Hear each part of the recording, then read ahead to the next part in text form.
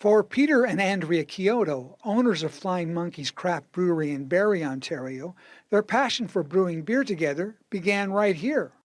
That is our first foray into home brewing, and we were both in graduate school in Oxford, Mississippi, and we had tasted American craft beer and loved it, but as graduate students couldn't afford it. So with all of the arrogance of youth, we decided we could brew beer. And we could brew beer, you just didn't really want to drink it. Packaging beer, those are the old days. Oh my gosh, everything was manual, it was easy, you know, just us doing it. And now, with 500 different recipes having been brewed under the Kyoto's ownership, their passion for the craft brewing industry continues. It's just become part of my life. And it was really something that we really enjoyed doing. So, you know, to make this our career was a wonderful experience. Some drastic changes have certainly taken place with the brewery over the years, including a name change. We were in the first wave of craft beer in Ontario, and we realized after a while, the first movers, we were all kind of alike. It was a very young industry. We were all named after our geographical region or a dead historical figure, and we just kind of thought, you know what, we need a lot more variety. And it wasn't really true to who we were. We're a lot more Flying Monkeys than we were Robert Simpson. Normal is weird is what we kind of say here. And it's true, normal is weird. We like to do things differently. So we look at each brand as a life of its own. And I think that's the way we do things differently here. Launching a bottle of Flying Monkeys craft beer off their roof and into space would certainly qualify as different. One of our crazy ideas, we actually had a huge balloon, a hot air balloon, and we launched it from the roof of the brewery. We got the idea, somebody put a donut into space, so we're like, well, why can't, if you can put a donut into space, why can't you put a beer into space? Beer and donuts go together, so sure enough, we launched it back a few years ago, and it was a fun project.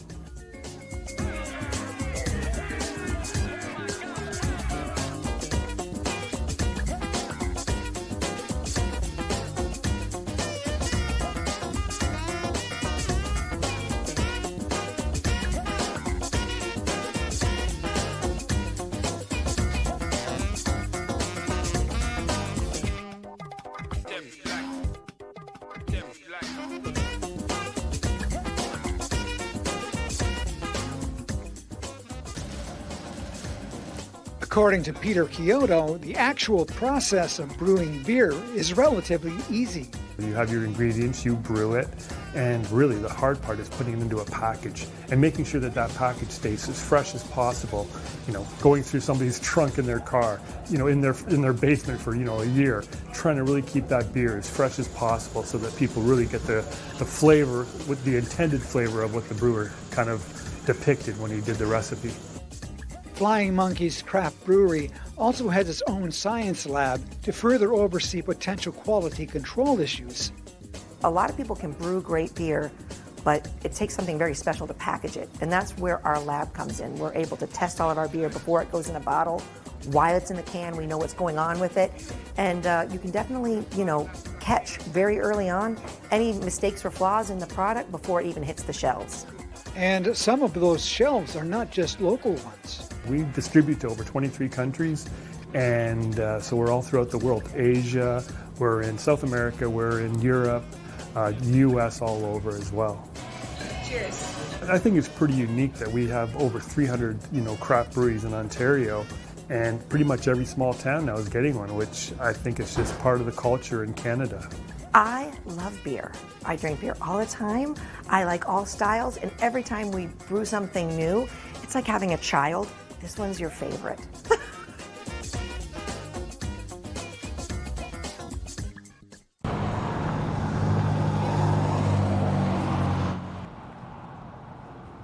Come July 11th, 2023, this popular Highway 11 restaurant just north of Orillia will celebrate 60 years in operation.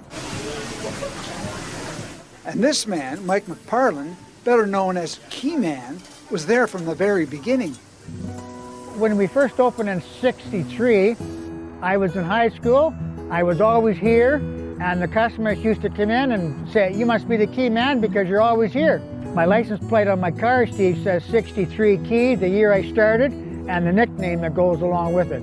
Paul Weber Sr. founded the roadside burger joint in what quickly turned into an Ontario institution. Mr. Weber and family used to go up to the cottage in Sparrow Lake, and it was kind of a real commotion when you get up there with kids and everybody's excited, you got to unpack, they're hungry, etc., and they're very active. So he said, wouldn't it be nice if there were a place halfway to the cottage or almost at the cottage that you could stop, grab a bite to eat, and that will look after that challenge when you arrive at your cottage. So there was an old meat stand here, a fruit stand, way back. Mr. Weber investigated, purchased it. We opened up July 11th, 1963. It is definitely a tradition. I've been coming here probably for almost 40 years. I started off when I was a camper, and we went to summer camp. I now live in North Bay, and whenever we travel south to visit my son in London, we always stop here. And quite often in the summertime, we do an exchange of grandchildren. So they come up here, we exchange the grandchildren, and then we travel north. So it's been an ongoing family tradition. In 1984, Weber's made it a lot easier and safer for customers to access the restaurant from both directions. We had traffic, a lot of traffic, and people were crossing the highway. And then they put up the barrier up. And they were crossing the barrier, parking on the other side. And then they put up the big screen fence, probably about a quarter mile down. And they would climb underneath that. And I said, Mr. Weber, this is not good. He says, I know, Mike. So Paul Jr. had a chance to pick up a bridge in Toronto that connected the CNE to the island there, Ontario Place. We lost about 25 to 30% of our business when they put up the barrier, especially on a Sunday and a Monday when majority of traffic is going southbound from the weekends. So that bridge just was a godsend. Oh, wow, yeah. And you were here, you were so fast with the burgers and no lineups. Yeah. I've had the opportunity to work with my 5 children, which is not many a parent get that choice. My son, he started to referee basketball with me in October of '98. I was so excited. There was a car accident in town on James Street, and he and another fella were ejected from the car, Michael Paolucci, and they were both killed December 13th, '98. Paul Weber Jr. decided that as a commemorative to me in friendship, he would put a memorial stone down there. Not a day goes by, I don't think of him, I think of his infectious smile and his positivity and the blue skies that he brought with him. 41 and 5, eh? Yes. Okay. My wife, she's one of a kind. She's the hand that never lets go. She is, when we both were teaching, I would rush home from school and be out here for 5 o'clock, and she would be there with the young kids at the time, 2 in diapers, 1 just out of diapers. So yeah, she's one marvelous person. She has allowed me to do so much out here because she knows how much I enjoy it. And I in turn I just can't tell you how much I've appreciated that from her through our relationship.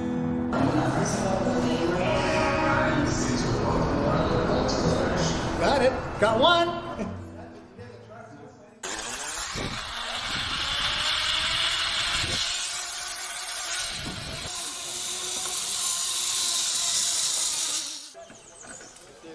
Treetop Trekking is this whole adventure park where you can come and climb from tree to tree on different bridges and obstacles.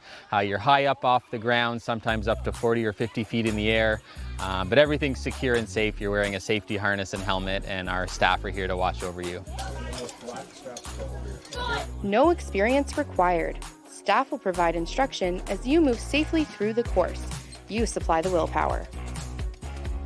We have activities here for just about everyone, as long as you're adventurous and up for a little bit of a challenge. Yeah, it's the perfect activity. So we see a lot of families or groups of friends coming out, but also groups like corporate groups and school groups out here for team building type experiences.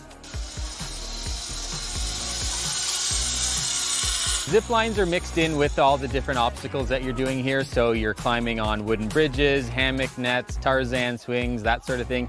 But then there's also zip lines mixed in. So you'll be coming along and then you'll hook onto a zip line, zip to the next tree, and then continue on to the next bridge or obstacle. So if you're someone who's afraid of heights, I would just say that we get lots of people that are afraid of heights. You know, they're not too sure if this is something for them.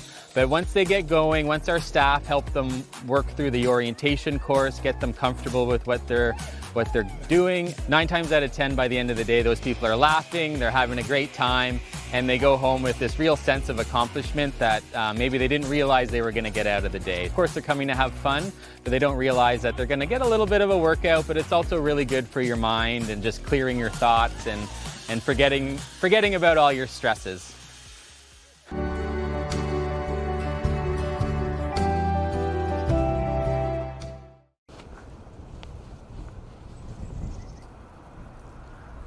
It's as Canadian as maple syrup, so they say. But exactly what makes this liquid gold truly Canadian? Owner of Shaw's Maple Syrup, Tom Shaw, knows the answer. It's only made in northeastern North America, so this is the only place that you can find it in the world. 70% of all maple syrup is made in Quebec, and then the second place holder is Ontario. We make the best maple syrup. Vermont may not completely agree, but Canada's syrup is the best. The explorers originally came to Canada back in, I guess, the 1600s. It was already a major part of the Indigenous people's culture, and they're the ones that taught us how to do it. I love tapping big old trees like this. This tree is over 300 years old and has been tapped by our family for 100 years. You can see all the old tap holes in here, and it's pretty neat to think that we've been making syrup from this for over 100 years. And it all started with Tom's great-great-grandfather. In 1893, Thomas Shaw Sr. purchased the land from the Grand Trunk Railroad just to sell firewood in at the local farmers market. His son, in 1904, when he was 17 years old, decided to start making maple syrup to sell with the firewood in at the Aurelia Farmers Market. 4,500 tapped maple trees are connected by a network of 30 kilometers of tubing which run into main underground lines. From there, the sap flows directly into the sugar shack. We're doing the same thing as a hobby person maybe on your street that you've seen pails hanging with. All there is drilling a new hole in the tree each year, getting out the watery sap and boiling and boiling and boiling it until it turns into that rich, delicious maple syrup. The recipe, the ingredients is already in the tree. All we're doing is taking water away from it, not adding anything to it. The goal is to make 1,000 gallons of maple syrup each year, which is entirely dependent on the weather. We need to have warm days and cold nights. This creates pressure in the tree. The more of those days that we get, the more pressure we get, the more sap we get. I love maple syrup. When it's boiling, it's the smell of my mortgage getting paid, and it just is a very sweet feeling. But I will admit to, after 2 months of making this, it's okay to shut the evaporator down for the year or two. And Tom Shaw isn't the only one that loves the sweet taste of this uniquely Canadian product. Everyone does. Well, just about everyone.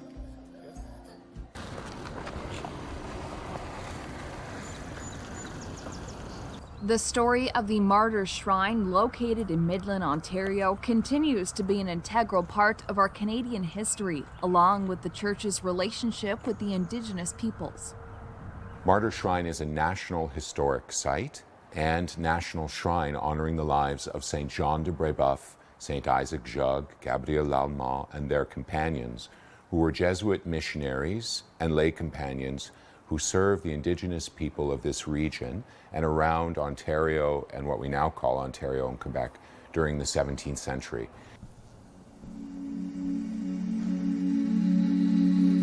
The shrine itself is the place that houses this church the relics of Brebeuf, Lalemant, and Garnier, and is therefore a pilgrimage site where pilgrims come from across the province, across the country, and indeed from different parts of the world to journey, to pray with these saints. And they come with desires for healing, with special requests, with a desire to have God's grace help them with some aspect of their life. And they pray with these martyrs in the Roman Catholic tradition, asking them to join them in their prayers to God for whatever that request may be. Construction of the Martyr Shrine, the Church of St. Joseph, was completed in 1926, replacing a smaller shrine which was located in Wabashin. It was felt a larger shrine needed to be close to both Springwater and the Sainte Marie Mission. The architecture, the stained glass, the exterior structures all speak to some aspect of the church's tradition or its theology. Here at Martyr Shrine, in keeping with that powerful story of intercultural connection between the indigenous peoples and the Jesuits, there are elements of their reality as well as the Jesuits and the French cultural traditions that fuse together within this building and its architecture.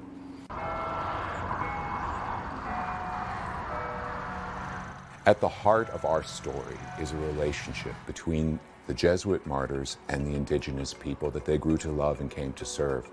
We cannot help but have the indigenous people, therefore, at the heart of our own story as we continue to share the message of the martyrs. It is very important to us that all indigenous people, Métis and Inuit, feel most welcome as they come to journey with us in the sharing of this story that began centuries ago. A story filled with challenges, extraordinary circumstances, but also great faith and moments of love that can, to this day, inspire that ongoing and necessary process of truth, reconciliation, and action.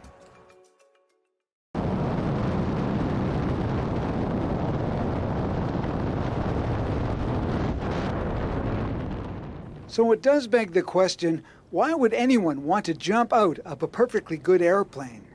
Adrenaline, thrill, same reason they do anything. Yeah, brings you alive. And then we're gonna go ready, set, go. Once we're in the air, okay. And with just over 10,300 jumps completed himself, Skydive Wasaga Beach instructor Alec Thibault has seen and heard it all. I've done a 92-year-old man, and I've done almost every age. Well, your brain says don't jump out of a moving vehicle, don't jump out of a plane. So you really, your brain is saying, I'm about to do all this stuff that I'm trained not to do, right? The first jump is the hardest for people. Once they're out there, it's no problems. And for Sam McEwen, that first jump is about to happen. Oh, I'm excited. And because you only have one life, let's jump out of a plane. This sport is so safe now. You know, our equipment has been tweaked, and it's the safest it can possibly get as far as I'm concerned. I'm not a scientist, so I don't know, but there's not much danger involved. Okay, are you ready? I'm ready. Are you sure? Yes. No turning back? No, never. Okay, don't hit your head. Yeah. Go sit right behind the pilot. Put your back against his chair on your butt.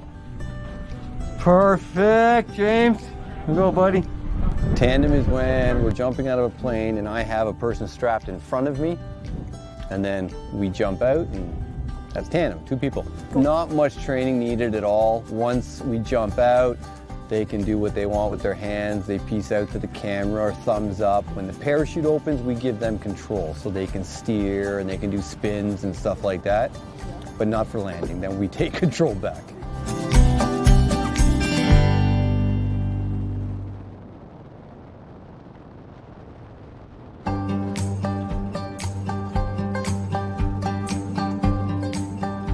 There's a 45-second to a minute free fall, depending on the altitude you go up to, at about 120 miles an hour.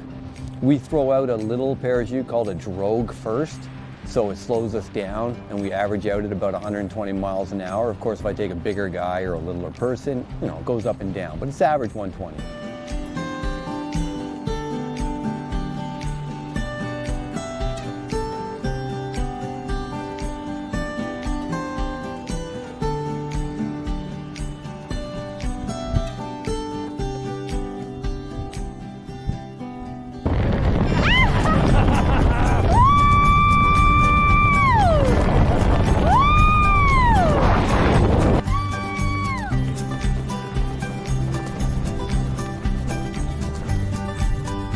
How was that?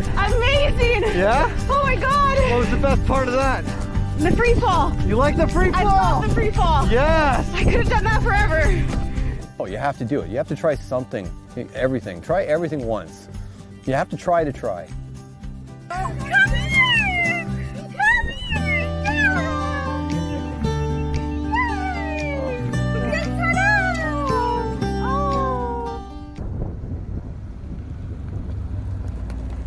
This was a Soviet-made tank that we saw in Syria 5-6 years ago.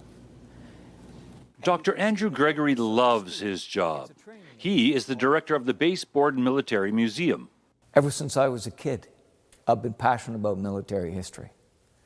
So this is my opportunity to convey to people an enormous pride in the efforts of our country, of our members of the military in this great enterprise known as Canada. The history of CFB Borden itself began in the spring of 1916. Built on a sandy plain after the clearing and removal of many pine trees, the base operations surged ahead. And very quickly, within weeks, thousands of people began arriving. So that by the end of the war, Base Borden has seen 330,000 troops pass through its gates for either part of their training or all of their training. In that sense, it's truly amazing to think that you cannot really reflect on Vimy Ridge, Passchendaele, Hill 70, the 100 Days, without appreciating that those are a significant number of those people were Borden trained. The museum is an amalgamation of many museums with some historical collections held by different units on the base. The vehicles behind me, the tanks a little farther away, are courtesy of the Royal Canadian Armoured Corps while they were here on the base, and the Royal Canadian Army Service Corps. I think you can say by 1970 there is clearly a museum presence. There are several museums on the base. You're in Hangar 11. This is an original 1917 built, purpose-built military hangar. This whole flight line was built in early 1917. This is really the birthplace of the Royal Canadian Air Force. I love looking at it and seeing the thickness of the steel, and it makes me appreciate how crammed it is in a tank. The core reason why the museum is set up is first and foremost for esprit de corps. But after that, then there's the wider public relations thing where you impress on people what we've done. I want the casual visitor to come away with an impression of great sacrifice, great societal investment in the enterprise in general. We want them to feel great pride in how Canada, a middle power, small power and then middle power, was able to achieve so much.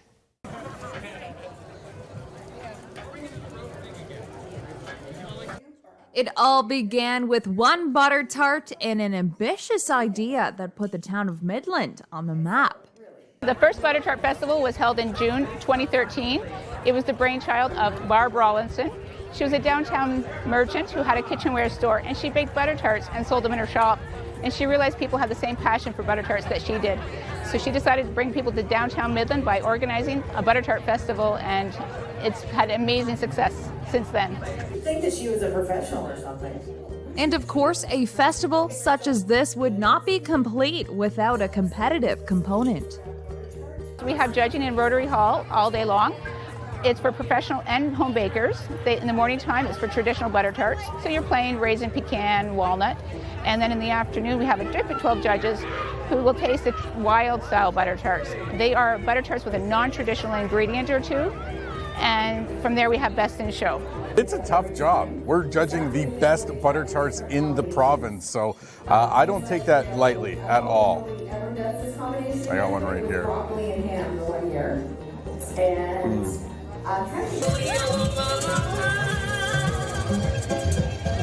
I'm here for the butter tarts. Why are you here, Lily? Butter tarts?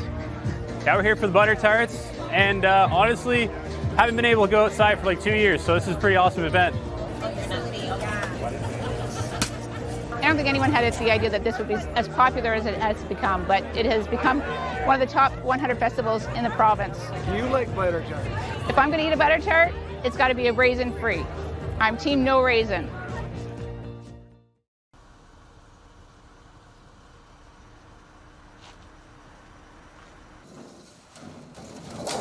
Sisters Sylvia and Carolyn Wilson are the owners and curators of the Sheffield Park Black History and Cultural Museum situated in Clarksburg, Ontario. The sisters are carrying forward a legacy with the museum that began with another family member's vision. Uncle Howard Sheffield, had a dream and a vision someday that we'd have a museum, and that he thought that our history should be told and shared in the community. Who we are and how we got here into Collingwood. And one time he found little tin plates of pictures, and he was showing it to my sister, and Sylvie was saying, who are these people on these little tin plates? And Uncle Howard knew the names of our ancestors. So we had them enlarged, put up displays in our church, and the community came in to see Black history and who these families were. The museum hosts 17 themed buildings on the property, each one containing various artifacts and exhibits relating to the Black history experience in the Collingwood area. The journey begins in the main building. A lot of times when people come looking for Black history, they think history just started on the Western Hemisphere. Once the Africans were put on the slave ships and brought over, that's when our history started. We like to tell them the story began in Africa. So when you walk in, you come into Egypt, where ancient history began. And the things that we enjoy today are because of Black pharaohs, Black queens, Black kings, and Africa. So when we start with who the Africans were before they were enslaved, it's eye-opening, it's thought-provoking, and people are just amazed that this is Black history. Some of the museum's artifacts and displays tell a story of a journey in chains that took place during a very bleak period in history. Particularly the slave area, the plantation area, and seeing some of the shackles and the collars, and the most visitors will say, man's inhumanity to man. And oftentimes they're unable just to walk by that display or to see this really actually happen to a people. And then the question is, how do you feel about that ourselves? So we often answer that by saying, we know history can't be changed, things happened, but it's what we do with the information we have now that can make a difference, change people's thinking, their actions, and how they treat each other. The Sheffield Park Black History and Cultural Museum can also claim that it houses its own Sports Hall of Fame. A lot of our Black athletes here locally, like Collingwood and Barrie, Aurelia, Owen Sound, they could compete. Our mother, for example, held 5 of the 6 high school records in track and field. And when it came time for the Tud Hope Collegiate Championships, she wasn't allowed to go because of her color. And I think they were afraid that she'd win. But 60 years later, she was inducted into the Black and Gold Society of CCI. Howard would be amazed. He'd be very grateful for my sister, I'm saying myself, but our family, our people, and our friends. And he would always say, don't forget the people, those who have helped you get this far. Take them further and carry them with you, and they will carry on. He'd be very proud of us to see this today. It's everybody's history. We might have the brown and the black skin, but if you think back, a lot of our great-great-great-great-grandfathers are white. So we're part of their history, and they're part of ours, and now we're part of everybody's. So come take the journey.